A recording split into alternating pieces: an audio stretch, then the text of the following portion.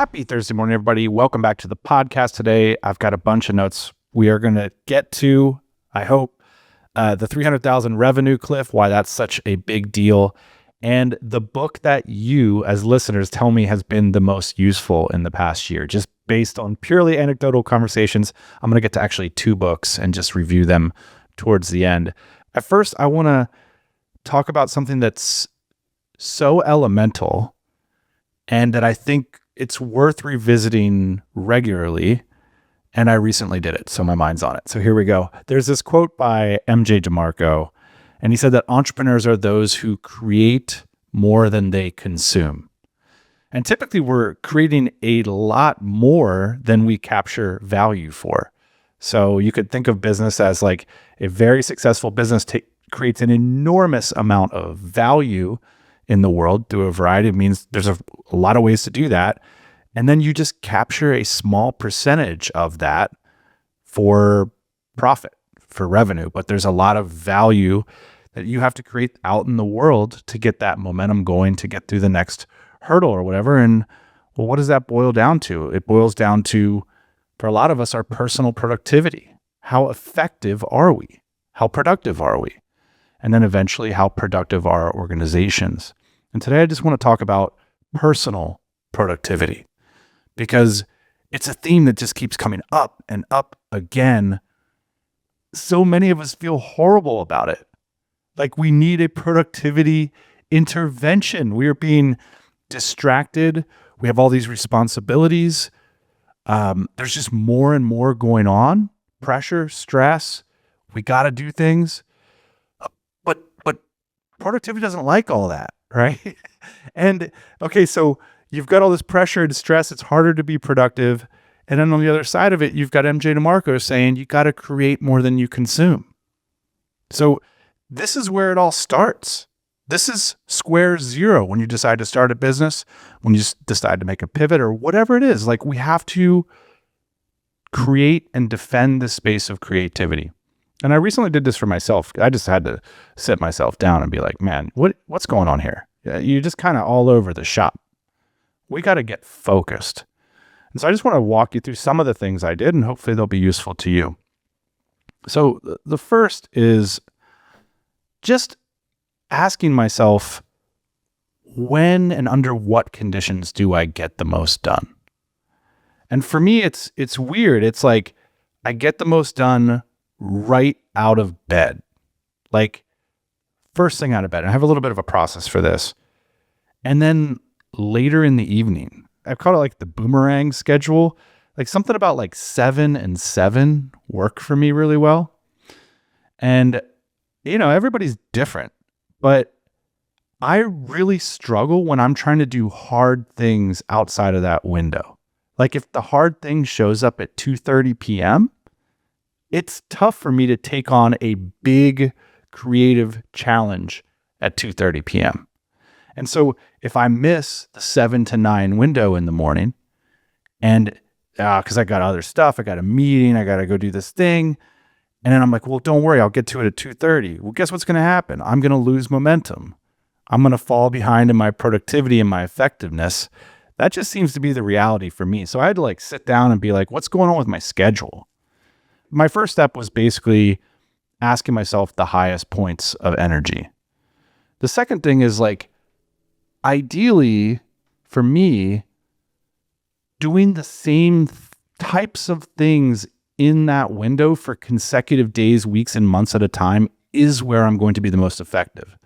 So I am getting momentum. It's that concept from Gary Keller's book, The One Thing, which is like, what is that one piece of leverage? For some of us, it's going to be organizational design or management, thinking about managing our team and their total output as effectiveness. For some of us, it's going to be creatively problem solving on the core problem areas of the business.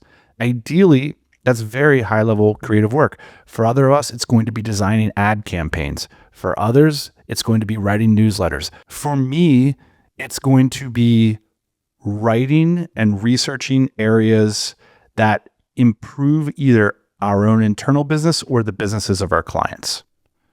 That's what it is right now. Now, this is part of the reason I had an intervention with myself is 3 months ago, that wasn't what it is. We had organizational changes happening and product changes happening, and I had to be focused on those during my best energy hours. But I kind of lost discipline through all this change where now all of a sudden I got a million things, there's meetings popping in on my calendar, and I kind of got to the end of the week like, whoa, what happened? And so this is where I sat myself down and I was like, back to the basics.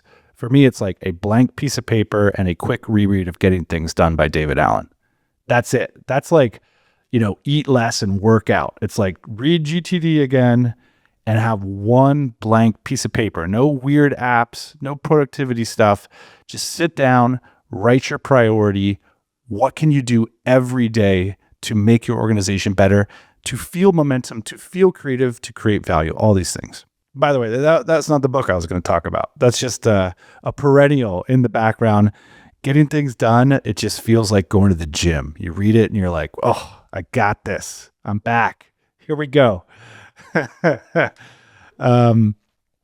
So I got my one sheet of paper out and I'm like, look, this is what I need to focus on in order to be effective right now. And this is the one thing. So the Gary Keller concept, the one thing I can do every time that energy window comes up, I can focus on that one thing and not get distracted. I'm going to create a ton if I do that. The next thing is like setting myself up for success during those energy windows. So 7 to 9. Now, because I'm a parent and I got a lot going on, I'm not actually going to capture that evening 7 to 9 window a lot. So I'm really dealing with a small window here. Maybe 7:30 to 9, maybe 7:30 to 8:30. So we gotta move paper, as they say. We gotta create during this key hour. It's very important to, whatever that energy thing is for you, to kind of like brain dump about what you're gonna contend with before it happens. So for me, that's the evening before. On my blank sheet of paper, I'm writing down, hey, start thinking about these things. Because for me, something about the magical process of like going to sleep and waking up, I catapult into creativity. I've seen it happen different ways. I've seen people use like caffeinated naps. I've seen people go to the gym. I've seen people do long walks. I've seen people call up an accountability friend, someone who inspires them. I say engineer this, whatever it is for you, so long as it's happening every day or regularly so you can create more than you can consume. For me, the process is I write down, what I'm going to contend with the next morning before I wake up. I sleep, I catapult out of bed, and I literally get 3 times as much done in that, let's call it hour and a half, 2 hours, than if I would have put it off till 10:30. And just over 15 years of doing this, like that is what I've come to. And so I had to sit down with my wife and I'd be like, well, I'm, missing my window here. And I'm not trying to make excuses. If I can get this window back, I can get a lot more done and actually have more free time elsewhere. And I'm kind of like hanging out at my desk a little longer because I'm trying to get through some of this stuff. And I can really get through it more effectively if I have these hours back. So I bring this up because, I don't know, for maybe a percentage of you, you're like, this is elementary, but life is complicated. There's a lot of forces coming at us. And, having that just leadership at square zero of like, well, how are you managing yourself? And if you kick ass during a certain window, can you get other people on board with that? And that's what happened in that conversation. And it's been a few weeks now since I've been out of the morning process and focused on, taking that big challenge and facing it during that energy window. And it's made an enormous difference in like the feeling of momentum, the actual results, the actual outputs. And so there's a lot of different moving pieces to this productivity puzzle, but I think it's absolutely critical. I understand this concept that like you can own assets and that they work for you, and that your level of hard work doesn't always correlate to your outcomes. However, I am so sympathetic to the idea of having courage, working hard, taking on challenges, making things better, and finding space in your life to do that creation every day. Then on the other hand, there's like something lurking in the wings which is this concept of why or purpose or engagement. And I think it's worth, when we're thinking about productivity, checking in with that, because what I've noticed is when people talk about productivity, half the time there's a sense of loss, of connection to a craft, of a form of entrepreneurship or creation that led to the business they've created, and they're feeling disconnected from it.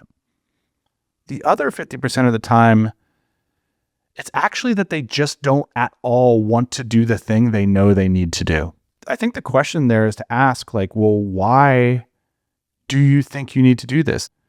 And if you can't connect with a why that inspires you every morning to jump into that energy window, we got to make a change. All right. So the first thing, give yourself a dose of GTD, Getting Things Done by David Allen. Get your blank piece of paper out and ask yourself where your window is. Where are you going to get 2 or 3x done versus other times of the day or week? We need to be the leaders of that time. We need to be the dictators of that time. And it's a weird thing because not everybody else in your life is going to see it maybe, but like that is where you become an entrepreneur during those times. And that's where you create these businesses. So we got to find that time, cultivate it, respect it, protect it. The next thing is, what are we doing during that time?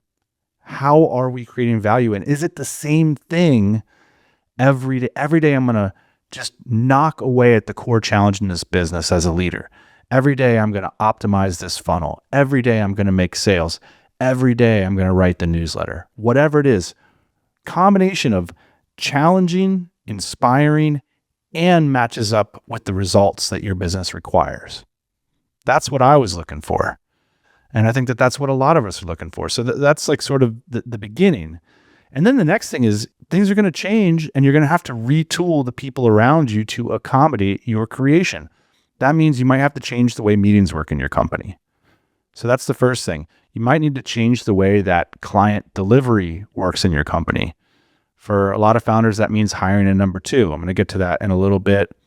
For a lot of us, there's this thing where this creation energy is being sold to our clients.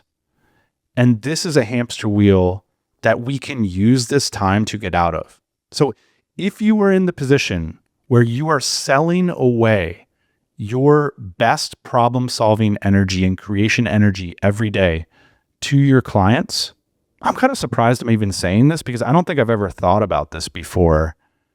And I actually see it as a big problem that happens all the time. We've talked about it structurally where, you have this seal where you hire a delivery team and then you spend less than 5 hours a week managing them. And that delivery team works for an LER of 2.0. Toss all that management mumbo jumbo out for a minute. If you are selling your problem-solving best energy, creative ability to your clients, you might have a problem. And that problem might be that you're dissatisfied with how much time you have to grow your business. This is an opportunity to change that, to figure out, all right, well, that's the challenge right now. So every day during my best energy window, I'm going to sit down and build out frameworks, build out a team, build out a simpler, more elegant service that will solve this challenge that I'm not doing this every day and I'm doing that.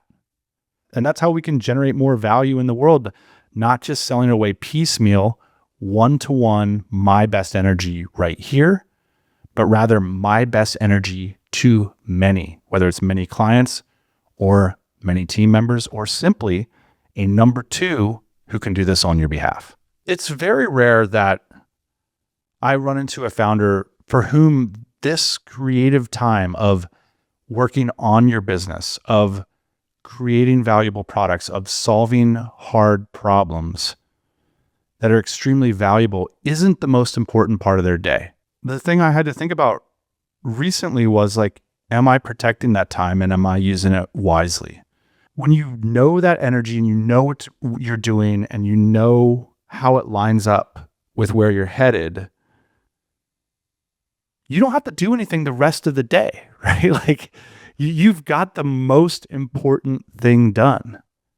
And there's something about entrepreneurship that just keeps coming back to, creation, prioritization, and sequencing.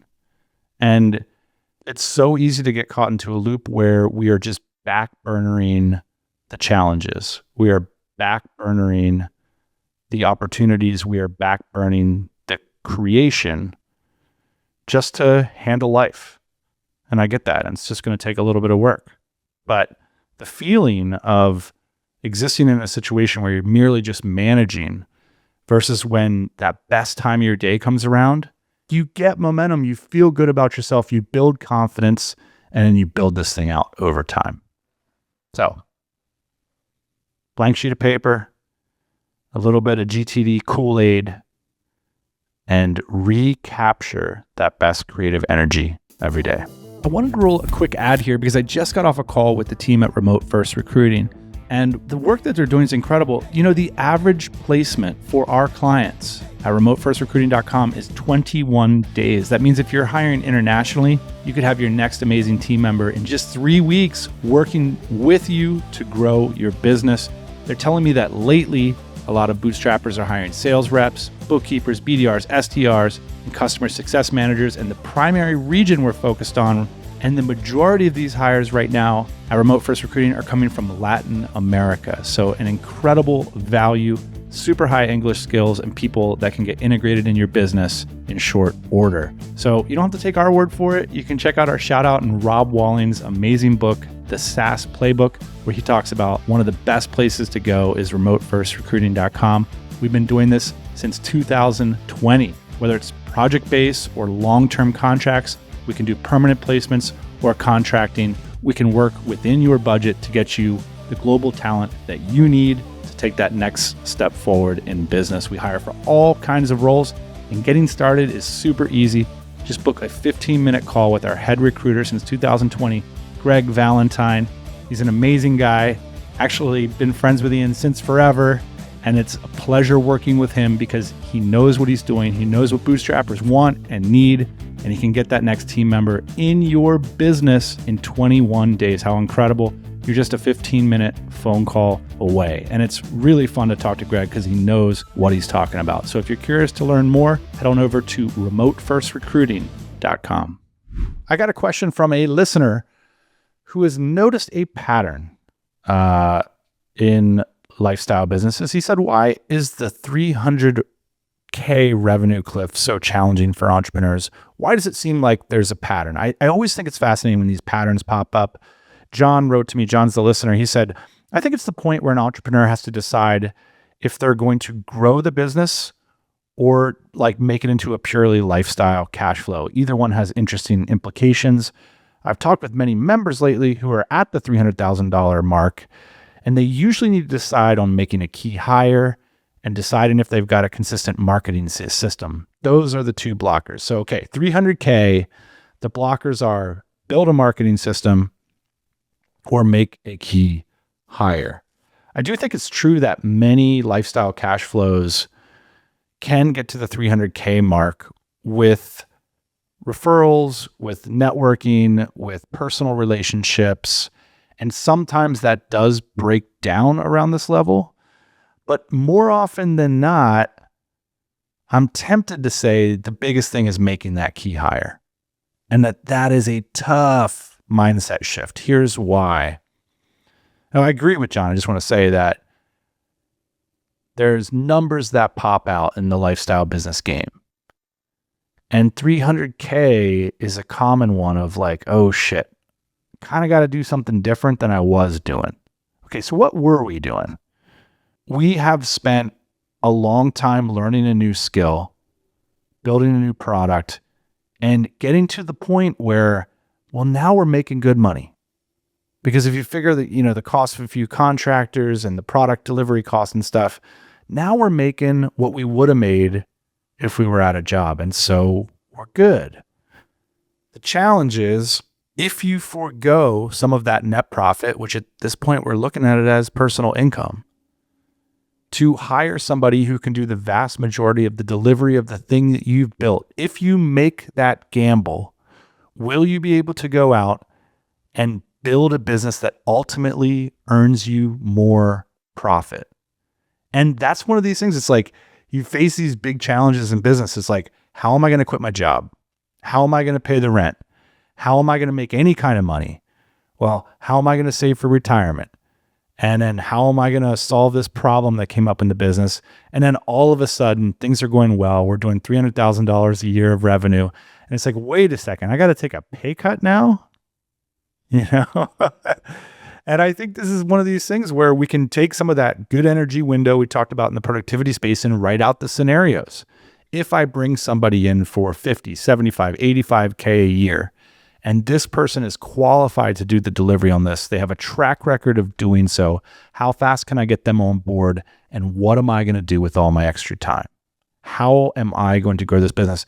If you have a clear plan for that you're excited about, that has some data to back up your hypothesis and not just wish thinking, I think that's the moment that unlocks this confidence to hire. If you don't know how it's going to come because the first 300,000 just came through, well, you don't know how it came, or you don't have a system around it, or it came from a bunch of referrals or personal relationships, then I think this is why this becomes a cliff. Because if you don't have a plan, then sure, just make the money. Save as much as you can. I think it can be a challenge when you go and you do this because you hear people say scale, hire, everything, but you don't know what you're going to do with your time. So now all you're doing is bleeding profit. Better, I think, to stay close to the customers, really understand the problem, and look for opportunities that might scale a little bit better. Like, wow, if we just focused on this one thing, I'm so close to delivery, we're doing everything, but if we want to scale up, we got to get a little bit more focused. And so guess who's not going to tell you that? The $65,000 a year person who you brought in, who lives in Europe or overseas, and now they're doing delivery. It's rare that they're going to come with that kind of product conception. So essentially, the reason I think the $300,000 cliff is so important is you're finally making good money. It can be a genuine risk to bring in somebody that manages operations or delivery. But if you have a clear plan for doing so, you've run it by people, you have data that suggests that you have a high chance of success, then I say let it rip. You're ultimately going to make way more money and have a more durable business. So that's all it takes. It's just a different kind of challenge. Like organizational design kind of starts at this cliff, right? You're thinking about key hires, plans that they're going to be executing, data and numbers you're going to be using to verify those plans. And that's why it's just a different kind of work. And that's when these productivity retools come up. It's like, wow, I'm not sitting here doing sales calls anymore. I'm sitting here building business plans. I'm not talking about like some big MBA business plan. I'm saying like, this is the data I got. This is the actions that need to happen. And if I'm doing this every day for 2 hours, we are going to see these results. I'm confident in that. And that's the unlock for me, is when I can see the plan. Here's my goal. I need to get to 700,000 in top line within 8 months. I've got the data to suggest we can do that if I just take these actions on a daily, weekly basis. So I got to get somebody in here to do this other stuff because there's more valuable stuff to be done. Final thing before I leave you, sometimes, I think it's interesting when topics on the show that aren't sort of core topics, stuff we brought up over the years, sort of get a little bit of momentum on their own and they keep getting mentioned back to me. And one of the things is we did a segment some years ago at the end of an episode about a book called The 5 Types of People That Will Ruin Your Life. I'll say that again for effect. The 5 types of people who will ruin your life. If you read this book, you might recognize some characters that you've met over time. Maybe you're related to them. Maybe they've been in your social circles over time. That might be one of these 5 characters. And that you've had really interesting and weirdly negative experiences at times, not always, because sometimes it's great. At times, weird stuff happens and it's confusing. Well, I was on the phone with a listener recently, and we were just so excited. He was like, I'm so glad I read that book.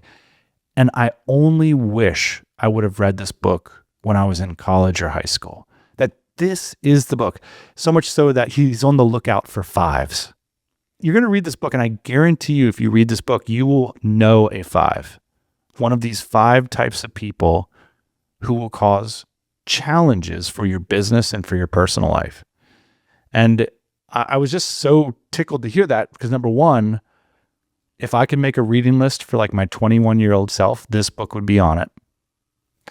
And this is a message that has been relayed back to me by many, many podcast listeners at length, and often in, I would say, like high stakes, important conversations. Like, hey, Dan, I want to take a minute to tell you about a story that this book really helped me with, about personal and business issues that are highly consequential with difficult personalities. It will happen to you. It will happen to all of us. And you want to be prepared. This book can be the beginning into opening that world of how to better manage difficult situations. Now, the reason I bring it up right now is recently I read a book called The Courage to be Disliked, which I actually think is a much more broad-scoped book, but it's like a nice personnel stack, if you will. Like, there are ideas that blend nicely together because obviously things are high stakes when you're dealing with a problematic personality, but when in your day-to-day relationships, how are they more positive, more productive, more connecting? And I think the ideas in The Courage to be Disliked dovetail so nicely with challenging interpersonal stuff in life and business. And I've done a whole segment about this, which I'll link into the comments. I just wanted to mention that there is a lot of enthusiasm for these 2 books in terms of just making our lives better. And so I wanted to point that out because I always think it's interesting. We're like a subculture, like lifestyle business founders, and there's certain things that catch on. And I think in the entrepreneurship world, more so than maybe a lot of other industries, you're going to run into challenging personalities. You're going to run into them. And the question is, what is the playbook? And then we move on to The Courage to be Disliked. And it's like, what's my playbook in general? Because like interpersonal relationships are challenging. And so how am I going to deal with them? If you listened a few weeks ago, we did the 90-day growth plan. And as a bonus question, the last question was, how are you showing up for other people in your life? And that was just hijacked directly from The Courage to be Disliked, which is this recognition that I feel, that I think so many of us do, that it's contribution that we care about. It's when we give to others, that's when we feel at peace, like the most fulfillment. That's when relationships get better. Yet there's certain people that we give to and we don't feel that way. So what's going on there? And so when you read these 2 books together, I think it's an interesting setting of the table for a broader conversation about improving relationships, both business and personal. So I didn't publish that segment for a long time because it's like, man, I don't know anything about psychology. It's kind of weird for me to be talking about this, but I just thought this was so important to me. Maybe out there, there'll be 100 people who listen and it makes a big difference. And man, that's happened. What I've heard coming back from you all, having read these books and having faced enormous personal challenges, has been rewarding. So I'm glad I put that out. And I'm glad so many of you picked up the books and gotten a little bit out of them. That's it for this week. I hope you have a highly productive one. We'll link to all the books in the show notes and let me know what's working for you. That's it for this week. Thanks.